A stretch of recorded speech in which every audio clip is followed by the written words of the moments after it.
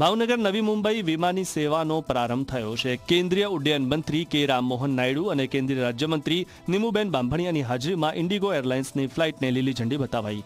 આ પ્રથમ ફ્લાઇટમાં ભાવનગરના 30 જેટલા દિવ્યાંગ બાળકોએ મુસાફરીની મજા લીધી હતી। અહીંના વેપારીઓ અને લોકો પોતાના કામે સવારે મુંબઈ જઈ રાત્રે ભાવનગર પરત આવી શકશે, તેમજ દેશ અને દુનિયાના વિવિધ ખૂણે જવા કનેક્ટિવિટી પણ મેળવી શકાશે।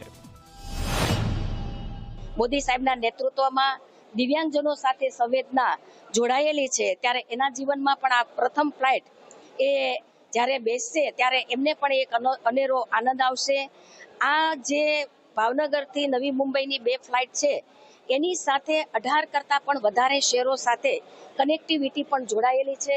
આવનાર દિવસોની અંદર આ 2 ફ્લાઇટમાં વધુને વધુ કનેક્ટિવિટી મળે અને ભવિષ્યમાં બીજી પણ ફ્લાઇટો આપણને મળે એવું પણ આપ સૌને શુભેચ્છાઓ પાઠવું છું। હવે ફ્લાઇટ ચાલુ થઈ ગઈ એટલે સારું છે, 1 કલાકમાં પહોંચી જાય અને 1 દિવસની રાઉન્ડ ટ્રીપ કરવી હોય તો સવારની વહેલી ફ્લાઇટ લઈને સાંજની વહેલી ફ્લાઇટ લઈને પહોંચી પણ શકે, એટલે સારી સુવિધા થઈ ગઈ।